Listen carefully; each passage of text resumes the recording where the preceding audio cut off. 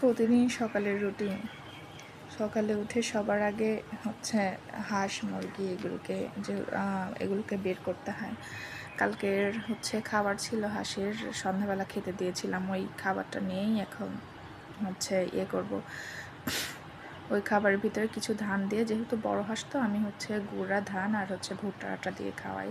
আর এগুলো হচ্ছে আমার ছোট বাচ্চা হাঁস। বয়স আজকে হচ্ছে 14 দিন। এখান থেকে আমি একটু লাইটটা বন্ধ করে দিলাম। সারা রাত লাইট জ্বলছে, এজন্য লাইটটা বন্ধ করে দিয়ে এখন হচ্ছে কিছু ধান দিব।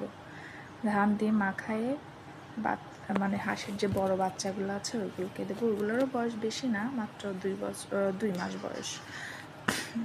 2 মাস বয়স হয়েছে। 3 মুঠ ধান দেবো। আর সকালবেলা বেশি ওরা খায় না, অল্প একটু খেয়ে চলে যায়।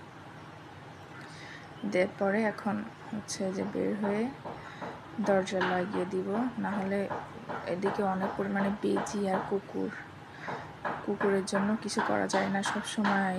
এজন্য অনেক জায়গায় ঘেরা দিয়ে রাখছি। কুকুর যে এইভাবে হামলা করে এমনভাবে, মানে দেখার সাথে সাথে ওরা বের করে দেয়। এই দেখেন কিভাবে আসতেছে আমার হাঁসগুলা। এখানে আমার 10টা হাঁস আছে, মাত্র 2 মাস বয়স এদের। তো 2 মাস বয়স হিসাবে অনেক সুন্দরী হয়েছে, বড়ই হয়েছে। এখানে আমি ছোট বাচ্চাগুলো রাখার জন্য একটা জায়গা করছি, অল্প একটু ছোট করে। আর এখানে একটা ঘর বানাইছি বাচ্চাগুলো রাখার জন্য। এটাও একটা বড় বাচ্চার জন্য রাখার জন্য ঘর করছি।